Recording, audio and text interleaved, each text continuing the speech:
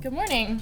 My name is Sarah McCluskey, and I'm a freshman at NYU Tisch studying drama. I'm also a YIP alum and a Middlesex alum. When my mother first mentioned that the foundation wanted to honor her at the Spring Inspiration Breakfast, I immediately asked to introduce her, as Judy said. It's not every day you get to tell a room full of people about how cool your mom is. And goodness knows my mom tells everyone she knows about me, so it only felt right to switch it up. As inspiring as her work is in the community, there's so much more to her that makes her one of the most inspirational women in my life. I'll try to keep this chill so I don't make her cry. From a young age, my mother saw the incredible importance of education. So much so that when her parents wouldn't pay for her college, she worked several jobs and put herself through college. She spent 20 years in software, research, development, and consulting at Bell Laboratories. She taught at Rutgers University, and she co-founded a software startup, all in an industry largely dominated by men. At every step of her career, she never let the adversities stand in her way, and she persisted in making her own path, regardless of what was expected of her. When she retired from the software industry, she gave herself to the community and has been supporting nonprofits specifically focused on arts and education in the area for nearly 20 years now. She's also been an incredible mother to me, my brother, and my sister, and has set an incredible and inspiring example for us that I'm not sure she even knows she set. She's always emphasized the importance of giving back and encouraged us to be involved in the Ramsey McCluskey Family Foundation, which she founded in 1999. It is with this great inspiration and passion for giving that makes me so proud to introduce my mother as the 2019 Community Philanthropist at this year's Spring Inspiration Breakfast. Thank you.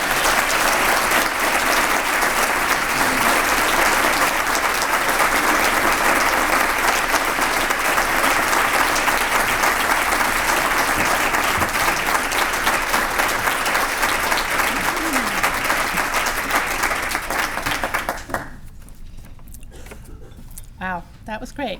I don't have to say anything now, right? Thank you, Sarah, for the introduction. I am so lucky to have you and your siblings in my life. I'd like to start with a Chinese proverb.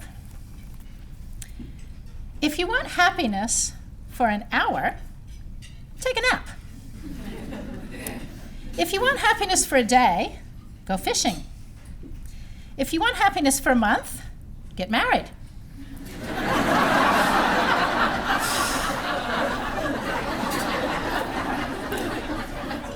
If you want happiness for a year, inherit a fortune. And if you want happiness for a lifetime, help someone else. When I look back on my childhood, I think that my mother must have read this proverb and decided to follow it. She was a big believer in naps. She and my dad loved to fish. They were married for more than 60 years, and while she was not lucky enough to inherit a fortune, she was a lifelong volunteer. Even though we did not have a lot of extra money when I was growing up, my mother was always the first to step up when a volunteer was needed. She taught Sunday school, Vacation Bible School. She was a Brownie leader, a junior Girl Scout leader. She helped at the library. She volunteered to do craft projects at the local senior center. And she was the secretary of the neighborhood association. In other words, one of those people who said yes anytime help was needed. I remember for several summers when I was little, I would go along with her to the senior center and help the residents with their craft projects. And then when I was older, I was very excited to be a helper at the Vacation Bible School with her. Her belief was that there was always someone with bigger problems than yours, and you should always do what you can to help.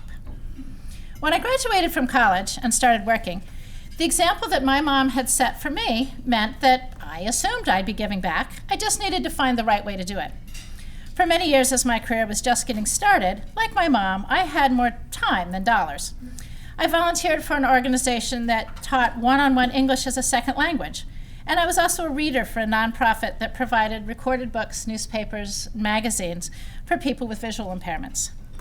Over time, my career went well.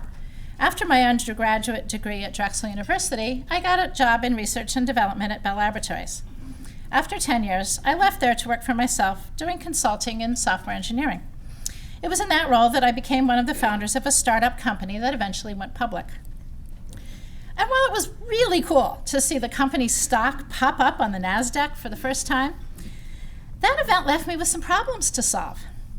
For the first time in my life, I had money. Far more than my goal in life, which, quite honestly, was to be able to pay the bills without balancing the checkbook to the penny first. I saw some of my acquaintances in other startup companies buying extremely expensive cars and fourth and fifth vacation houses, and realized that that really wasn't what I wanted. My first worry was, how did someone who had grown up with no money raise children who would be fortunate enough to have more resources and opportunities without allowing them to become spoiled brats? Another equally important issue centered around philanthropy. Given my upbringing, it was not a question of whether I'd be giving back, but how. Being a somewhat shy person, the thought of people and nonprofits calling me and approaching me and asking me for money was terrifying. After a great deal of research, I decided that starting a family foundation was actually kind of the answer to both of these concerns. First, it gave me a very organized way to give money. And if I wanted that layer of anonymity, I could have it. Second, it gave me a very flexible new job, and I could involve my kids as they became older and had more interest. Of course, at this point, my son was 7, my older daughter was 3, and Sarah, who you've just met, wasn't even born yet. So I decided that my giving focus would be arts and education, because those areas were important to me. I wrote a mission statement, a set of grant guidelines, and I got started. But then a funny thing happened as I started to accept applications and visit the nonprofits. I found that I loved the interaction and the passionate and dedicated people that I was meeting. And as I learned about how the nonprofit world worked, I realized I could also give back by serving on committees or being a board member. And my thanks to Belmont Day School, some of my Belmont Day School friends are here, where my children were in elementary school, they gave me my first board opportunity. And I learned on that board what an effective and hardworking board like that can achieve.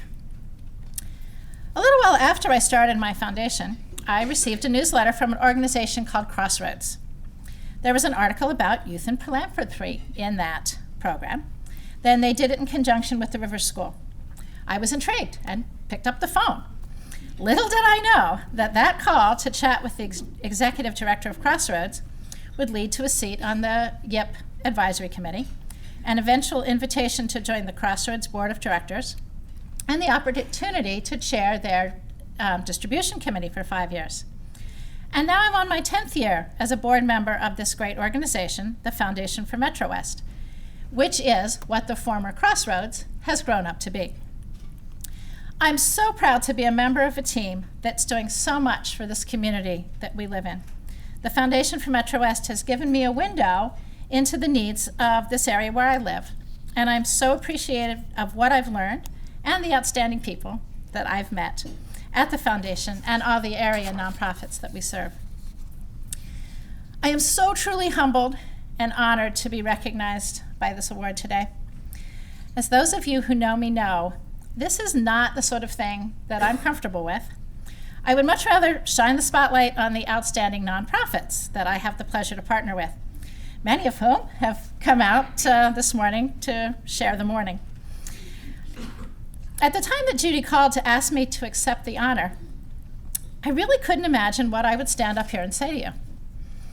But one of the things that's enlightening about receiving an award such as this is that it gives you reason to look back over a stretch of time. I realize that I actually have learned some things in the 20 years that I've been running my foundation that I can share. The first is that however you choose to do your giving, whether it's through your personal checkbook, through a donor-advised fund, or a private foundation, or some combination of those, you should be an active giver rather than a passive one. And by active, I mean do more than write the check. I'd summarize how to do this with 3 in words. The first 2 are be inquisitive and be involved. This applies to learning about the individual nonprofits and also about the space in which the nonprofits work. And that's important because you need to understand the problem before you know if the nonprofit is helping with an effective solution. When learning things about a specific nonprofit, here are some things to keep in mind. First, don't make assumptions. Your life experiences, quite honestly, are not likely to be relevant. Even for me, growing up with very little in a somewhat rural area, I still had and have no idea what living in real poverty in the city is like. So, second, go see it. There is nothing that compares with talking to the nonprofit folks who live the experience. See their passion. Meet the people they serve. Talk to them about the data that they track and also the stories of the people they serve. Follow them on social media. Volunteer, if appropriate, and really see what's happening. Then listen more than you talk. Someone who's much wiser than me told me once, you cannot learn anything while you're speaking. And then listen without judging and thinking how it should be done differently. And last, do your homework. Read those 990s. Get through the audited financials. And remember, though you may be moved by the stories, you're investing and you want to use your dollars in the best possible way. And finally, for my third in word, since we are at the Spring Inspiration Breakfast, my final advice word is to be inspired. The nonprofits in our community are doing wonderful things, and you will find inspiration in partnering with them to make our community a better place. Thanks.